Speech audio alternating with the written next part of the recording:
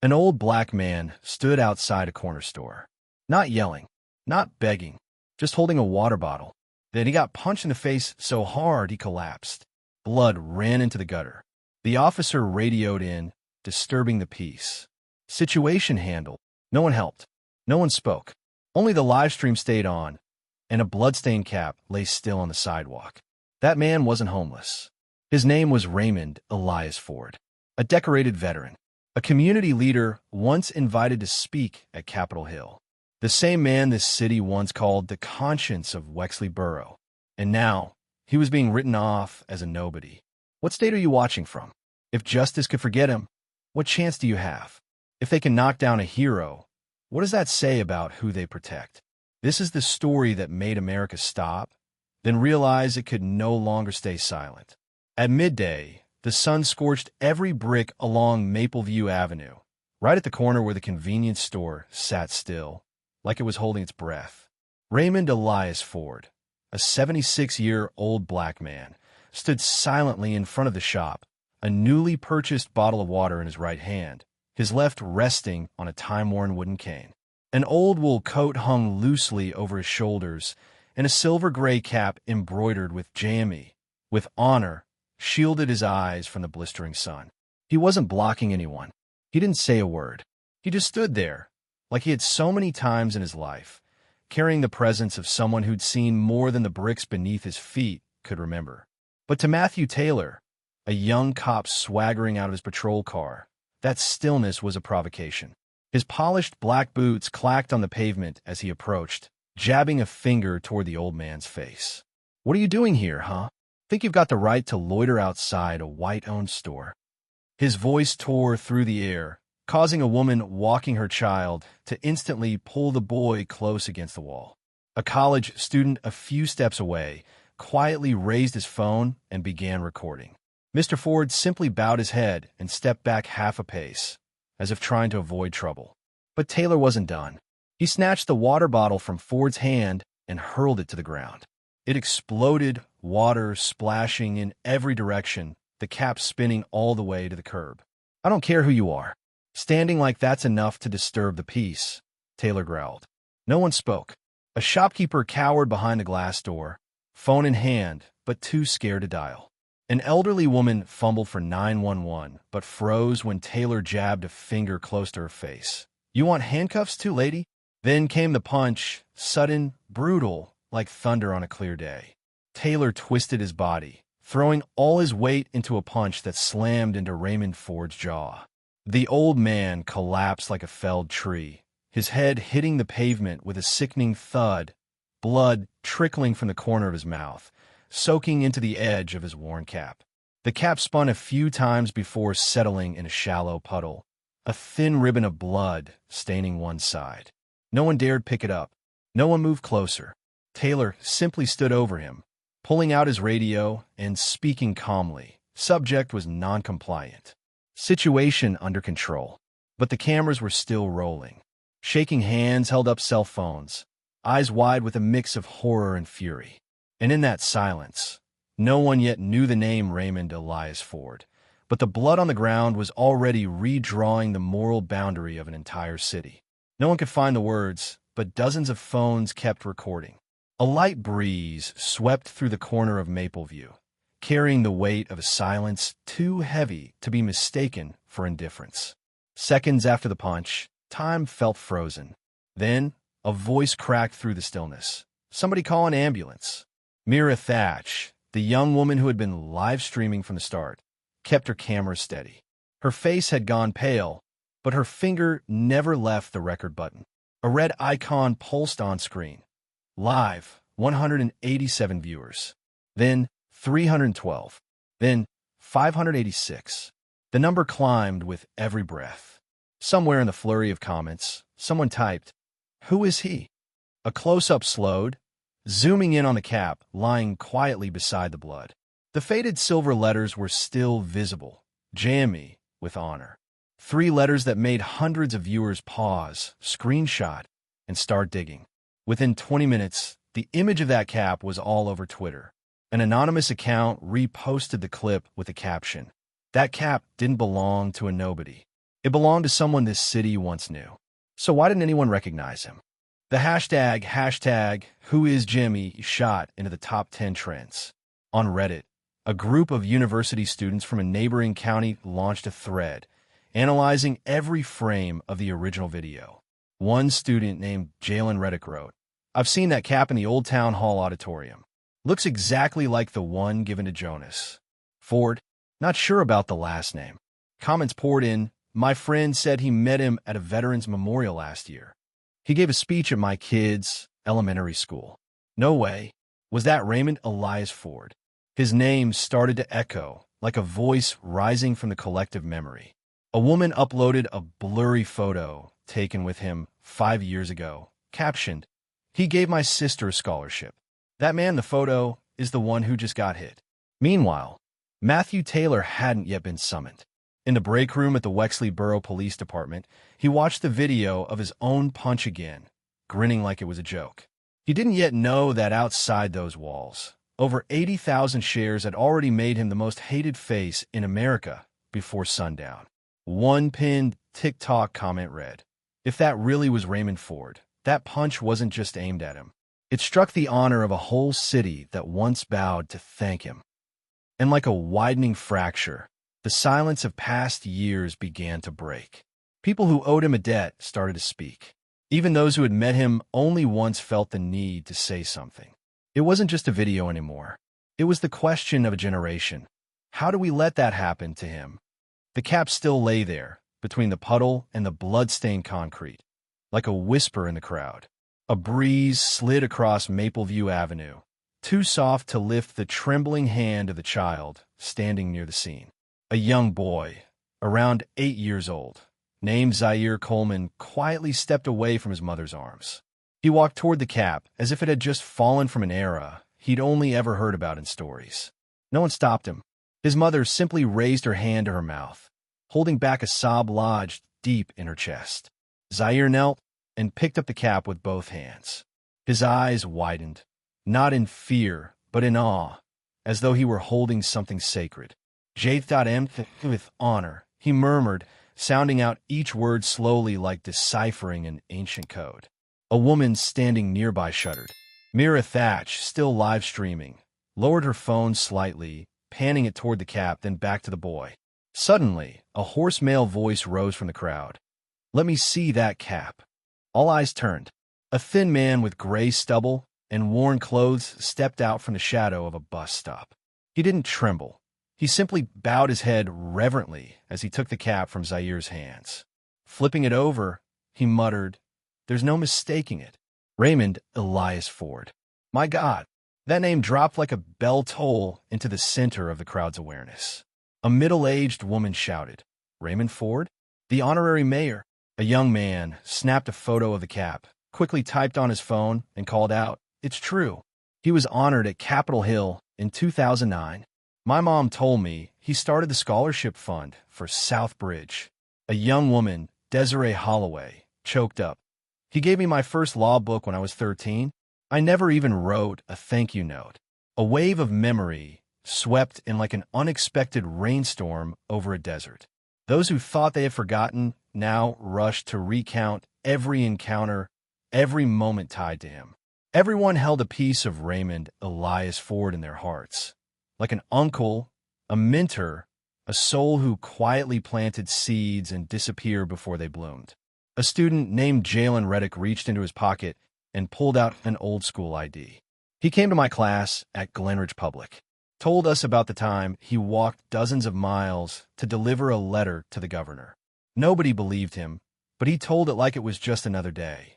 The crowd fell quiet, not out of sorrow, but recognition. They had known him, heard of him, been touched by something he did. And still, they'd stayed silent as his name faded from memory. Zaire kept his eyes fixed on Raymond's motionless body. Then, driven by something adults couldn't understand, he gently placed the cap on Raymond's chest, right over the heart that had once beat for everyone but himself. No applause, no chants, but everyone knew that moment when a child returned an old cap to a man struck down was the moment honor no longer belonged in a museum. It was alive again, right there on the sidewalk, where blood had yet to dry. Raymond Elias Ford's cap rested over his chest, like an unspoken oath.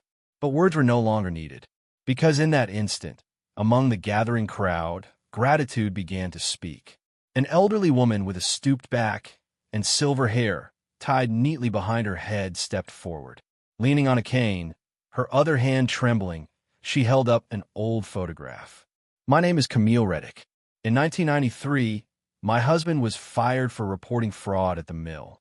No one would hire us after that. Raymond was the only one who sent us a bag of rice and a letter that said, 'No one deserves to be abandoned for telling the truth.'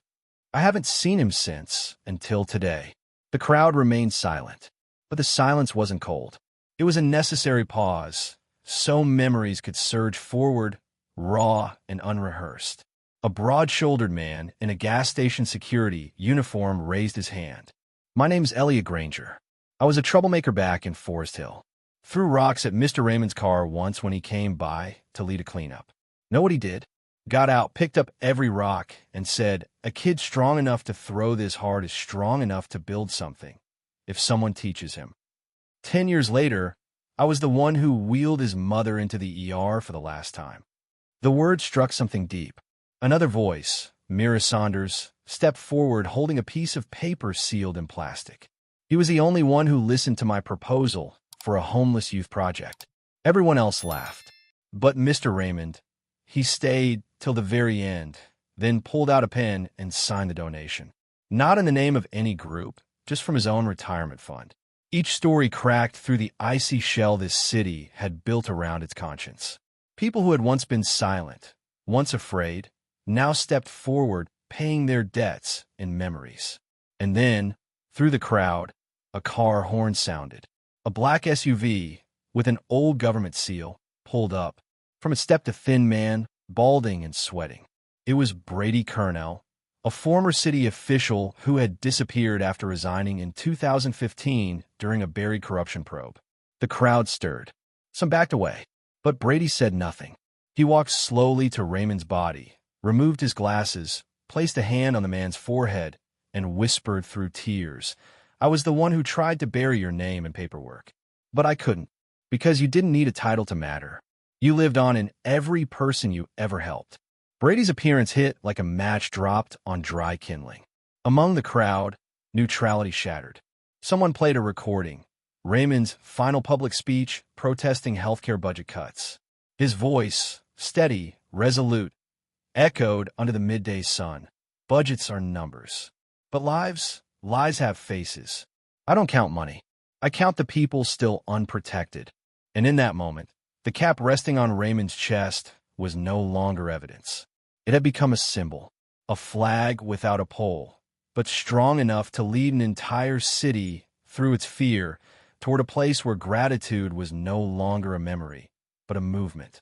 The tiny speakers still echoed through the thick air of Mapleview Street, and every word once spoken by Raymond Elias Ford now rang like a trumpet warning. The crowd never looked away from where he lay, and somewhere, deep inside each of them, a quiet truth had ripened. This time, it couldn't be forgotten like all the times before. At that same moment, less than a mile away, inside the break room at Wexley Borough Police Department, Matthew Taylor sat alone, gripping a plastic cup half filled with cold coffee. His phone screen glared with a flood of alerts. Video of honored elder being punched goes viral. "Who is Matthew Taylor? Hashtag Raymond is us." Taylor scrolled with a sweat-slicked finger. He wasn't afraid yet, but something felt off. He took a quiet sip of coffee, glanced at the screen again. A short video was being widely shared. The clip of young Zaire Coleman placing the bloodstained cap back on Raymond's chest. Low angle, harsh light.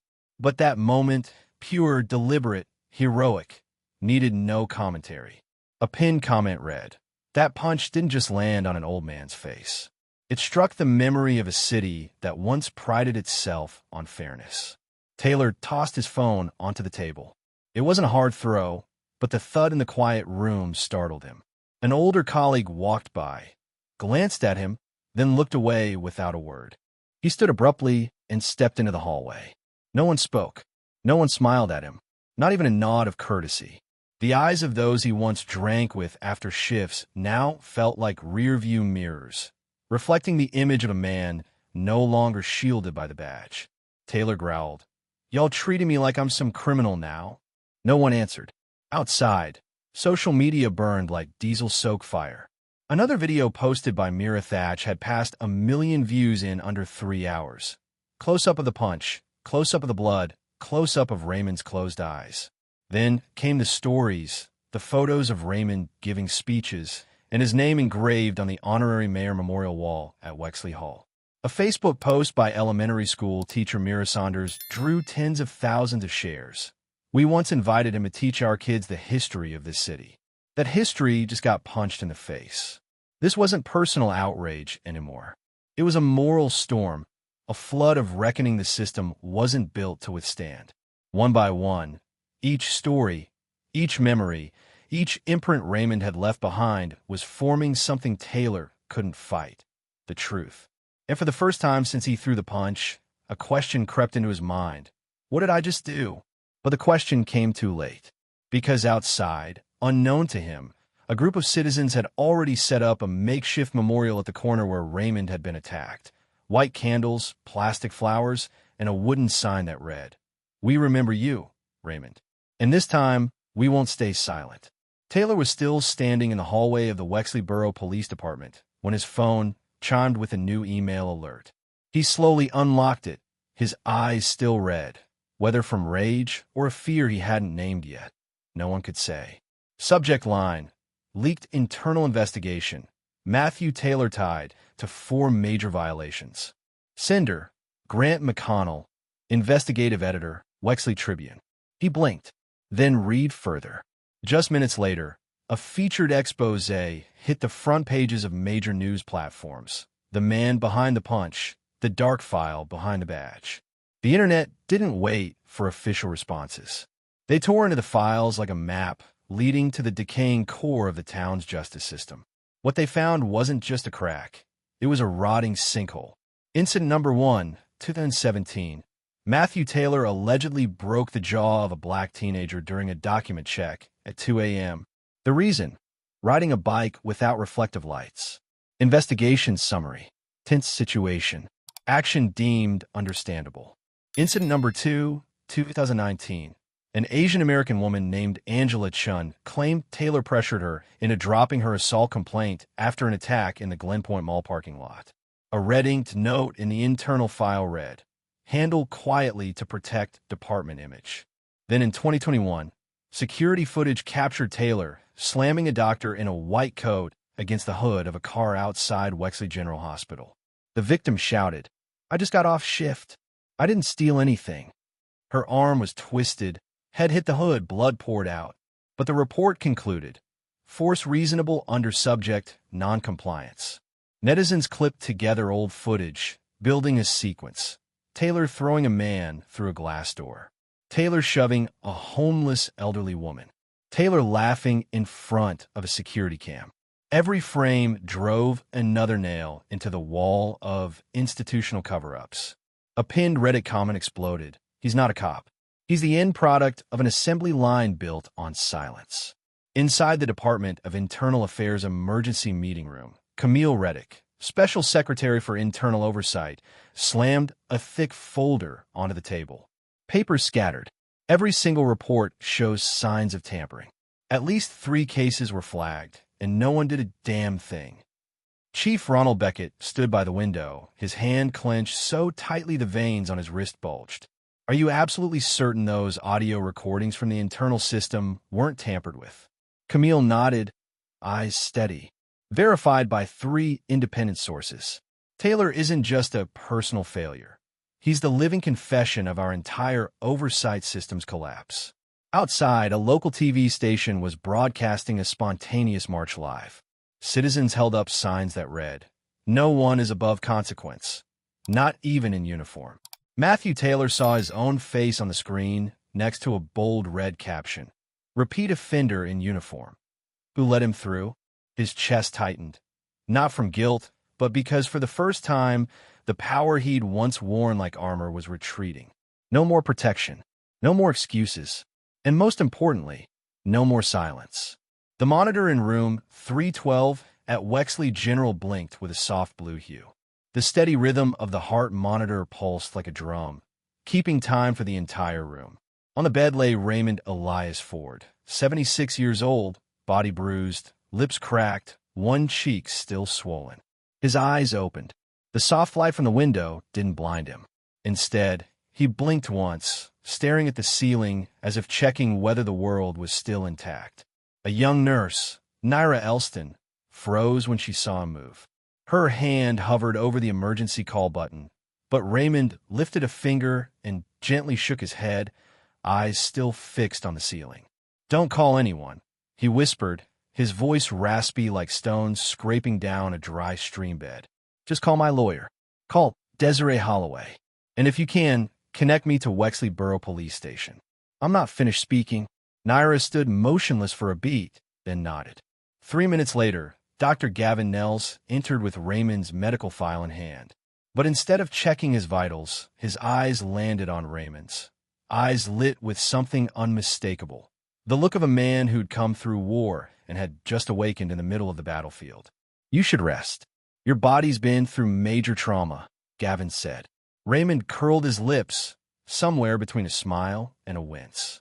"I was torn open by a grenade in '68 during the Pleiku campaign. Lost a friend.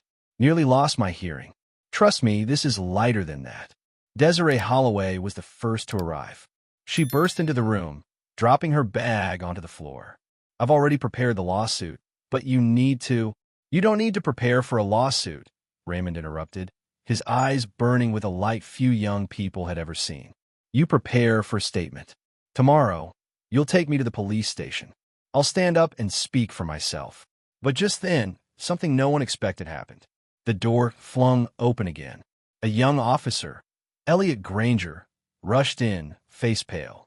"Someone's trying to move Taylor out of the city tonight. Internal chatter says an escort vehicle from Fairborn is coming to sneak him out." Desiree narrowed her eyes. "Who authorized this?" Granger shook his head. "No one. It's a verbal order. No paper trail. No headquarters clearance. And they plan to do it within the next 45 minutes. Without pause, Raymond pushed himself upright, bracing against the bed rail. "You got a phone?" he asked. Granger nodded.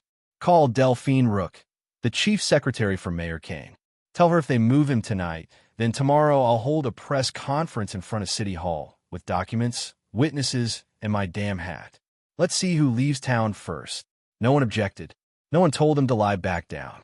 Because in Raymond Elias Ford's eyes, they didn't see a patient.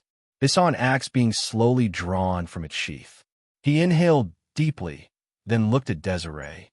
"Write this down for me. Begin like this. My name is Raymond Elias Ford, and I am still alive." Outside in the hallway, the night wind had begun to shift direction, and somewhere deep within the gray-bricked corridors of the system, a crack was beginning to form. The next morning, the East Hall of the Wexley Borough Police Station was packed.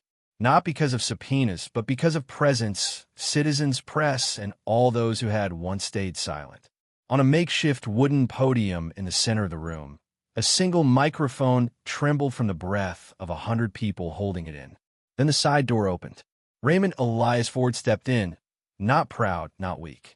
He wore a white shirt, freshly pressed, with a light gray blazer over his shoulders. His steps were slow but steady. No one saw him falter. Each stride struck the tiled floor like a gavel, measured and true. No music, no announcer. He walked up to the podium, looked around, and bowed his head.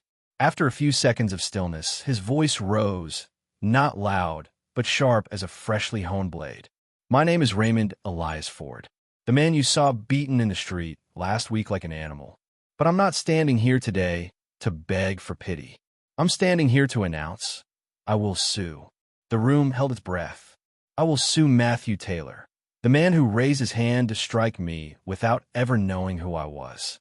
But more importantly, Raymond paused, eyes locking onto the front row where Mayor Wesley Kane and Chief Ronald Beckett sat frozen in place. "I will sue the system that raised him, the system that allowed him to exist, to rise, and to make that punch just another line in a sanitized report."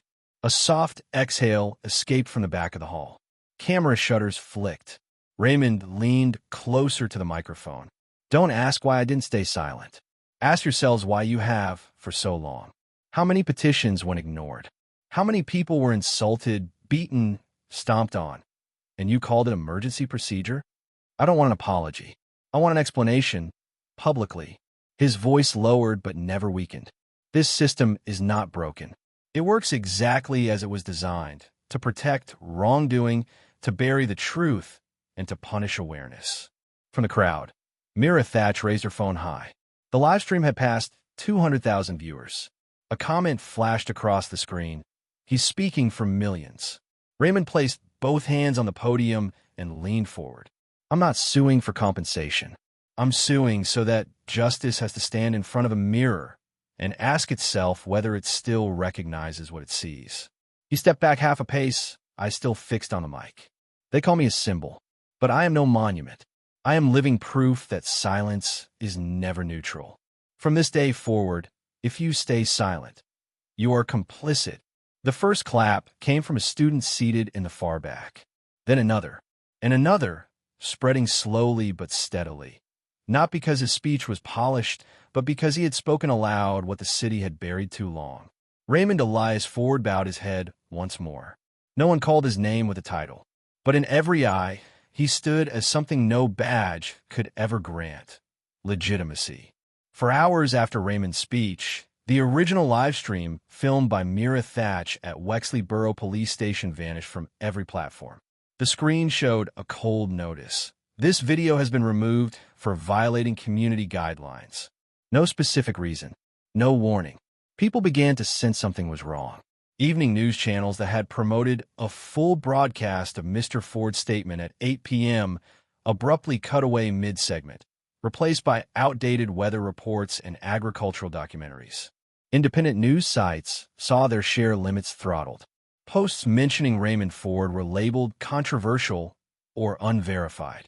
At a small cafe on Glenfield Road, media student Jalen Reddick clenched his fists in frustration as his reposted video was taken down from YouTube just 17 minutes after uploading. But instead of cursing the algorithm, he opened his laptop, pulled up the original audio Mira had sent him privately, and began to rebuild the speech from scratch. Every word is an image. Every sentence turned into stark black and white animation, set against a cold violin score. Within an hour, the new video appeared on Vimeo, Reddit, Telegram, and university server forums.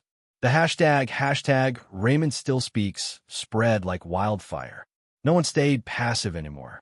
A group of street artists painted an excerpt of Raymond's speech across an old brick wall in Ashgate Street. I'm not a monument. I am living proof that silence is never neutral. At the Wexley Borough Central Market, handwritten posters were pinned up with bold red markers. They deleted the video, but they can't delete our conscience. Elementary school teacher Desiree Holloway printed Raymond's entire speech and handed it out in class as a modern literature assignment. That day's lesson was titled, "When Justice Loses Its Voice, the Community Speaks."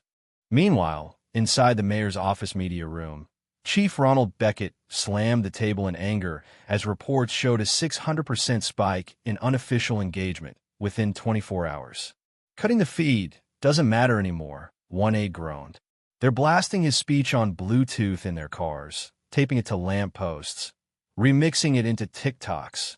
Elsewhere, a 7th grader named Lyra Menda, suspended earlier that week for asking her teacher, "Why do good people get hurt?" stood on the schoolyard holding a toy microphone. She recited Raymond's speech word for word in front of a circle of classmates, each watching in stunned silence.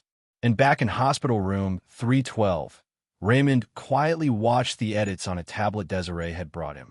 His vision was fading, but a smile curled at the corner of his lips, soft as wind brushing across a mirror. "They can cut the signal," he whispered, "but no one can mute the echo of truth." Monday morning at Wexley Borough Police Headquarters began like any other, until the hallway echoed with a quiet, metallic rhythm, the sound of metal hitting wood. Young officers stepped forward one by one, approaching the front desk. Each placed their badge and sidearm inside a plain white envelope labeled with their name. No yelling, No declaration, just a nod to the receptionist, and a silent walk away. Officer Zaire Coleman was the first. Only 29 years old, he had been mentored by Matthew Taylor during his rookie year. But after the punch that struck Raymond Ford's face, Zaire spent many sleepless nights, digging through neglected reports, reviewing camera footage that had been accidentally shut off, recalling vague instructions from superiors. This morning, he could no longer look in the mirror and see someone trustworthy. An hour later, Jamal Reddick, a Haitian-born officer who had been honored just last year for saving 2 children from a fire in Ashgate, left his badge behind too. Clipped to it was a single sentence. If silence is my only option, I choose to walk away from the system. Chief Ronald Beckett received the news during an emergency media meeting. His face turned brick red with fury, and he slammed the table. This is betrayal. It's insubordination. But no one in the room said a word. They knew the system wasn't collapsing from external pressure. It was rotting from within. In the break room, Dean Morgan sat alone. The coffee in front of him had gone cold long ago. No one greeted him anymore. Those who once clapped him on the back and called him the keeper of order in chaos now looked right through him, as if he no longer existed. In the locker room, someone had taped a note to his locker in jagged handwriting. No one hit Mr. Ford. You hit all of us. Dean pulled out his phone. The internal system no longer allowed access to old reports. Data retrieval now required executive authorization. He called Chief Beckett. No answer. He messaged his 3 closest friends in the force. One never replied. Another wrote back, "Don't text me again, Dean." The third sent only an image, a badge resting in the center of a hand. In the back parking lot of the precinct, Dean's black SUV had been vandalized with red spray paint. JME, with honor. And below it, 2 short but heavy words, "Shame on you." That afternoon, as Dean stepped into the hallway, every gaze turned away. Not out of fear, but because they no longer saw him as one of them. Silence was no longer complicity. It had become condemnation. And within the cold stone walls of Wexley Borough, the first bricks were coming loose. Not from an explosion, but from hands quietly pulling away from the foundation they once tried to uphold. That evening, there were no chants or riots in Wexley Borough. No marches blocking roads. No angry banners. But from the second floor of City Hall, a strange glow reflected off the opposite wall. A group of art students stood silently in front of the long empty surface and began to paint. First came the outline of Raymond Elias Ford's face, his eyes forward, not angry, not weak, just steady, experienced, and unshakable. Then his faded silver cap, embroidered with the words, "JME, with honor." Below it, a bold white stencil over red brick, "Jonas is us." 2 blocks away, families lit candles outside their front doors. A 7-year-old boy named Zaire Coleman Jr. stood beside his father, the same man who had turned in his badge that morning, and quietly lit the first flame.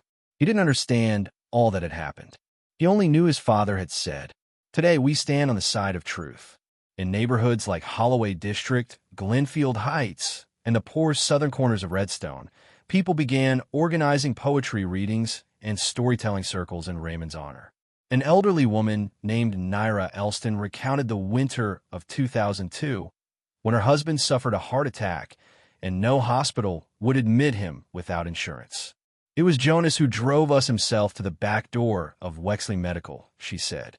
"He paid the bill from his own pocket. He never told a soul." The story was recorded, reposted, and spread across social media. No hashtags, no campaigns. It circulated like a vow that memory would not be erased and justice would not remain just ink on paper. At Reddick High School, students held a Jonas Day. They came dressed in white shirts and hand-stitched caps. One history class rewrote its entire syllabus to spend a full week studying community leaders and the power of collective memory. At the bus stop on Mercer Avenue, someone had scrawled in black marker across the metal bench, "The punch didn't hit flesh. It hit memory, and memory doesn't forget." As national news networks began to revisit the story, no one could ignore the truth anymore. a once silent town had become the symbol of nonviolent resistance. Not through flags, but through storytelling. Not with stones, but with remembrance. And the lesson that lingered wasn't rage, it was awakening. That power can manipulate law and twist facts, but cannot erase a community that chooses to remember together. That when an entire city carves one man's name into their hearts, Jonas Ford is no longer just one man. He is all of them. The morning after the candlelight vigil, time seemed to slow in Wexley Borough, but something beneath the surface was beginning to stir. Not anger this time, but a quiet, unshakable resolve. At Caldera Pavilion, normally reserved for summer concerts, the people had built a simple stage. No spotlights, no booming sound system, just one microphone on a wooden stand draped in black cloth. And then, before a crowd of thousands standing in silence, Raymond Elias Ford appeared. He emerged from behind the curtain with the slow, steady gait of a 76-year-old man who had fought both on the battlefield and in the soul of his country. But there was no defeat in him. His gray-brown suit was neatly pressed, his silver hair combed back, and his eyes still blazed with the same fire he carried when he first spoke before the city council nearly 40 years ago. "You know who I am," he said, his voice slow but resonant. "I'm not a victim. I am a witness to something none of us can afford to forget. Silence is the accomplice of injustice." Applause rang out, but he raised his hand to quiet the crowd. "I'm not standing here to be comforted. I'm standing here to remind us. None of us has the right to bow before abuse of power. Not me, not you, not the next generation." Hundreds rose to their feet. Even Delphine Rook, the same woman who once clashed with Jonas in a heated city meeting back in 2010, quietly wiped away tears. The young officers who had laid down their badges stepped closer to the stage. Jalen Reddick stood silently at the edge, clutching the badge he had removed 3 days ago. Jonas turned his gaze eastward, toward the morning light piercing through the mist, illuminating the mural at the heart of the city. The portrait of him, painted in quiet tones that would not fade. "I may not have the strength to walk far anymore," he said, "but I know I am no longer walking alone. Because now, I see a new force, not in uniform, not with medals, but carrying memory, truth, and faith in justice." And then, as if even the wind stood with him, someone stepped forward and handed him the old cap. "JME, with honor." He slowly placed it on his head. Raymond Elias Ford didn't become a legend because he survived. He became a symbol because he refused to stay silent. And when he stood in the center of a new generation, learning to rise without bowing, the man who once believed a punch could bring him down had already failed forever. That was the moment when justice ceased to be a slogan and became a living memory passed from hand to hand, from voice to voice. And Jonas, the man who never bowed, left behind that memory as a legacy.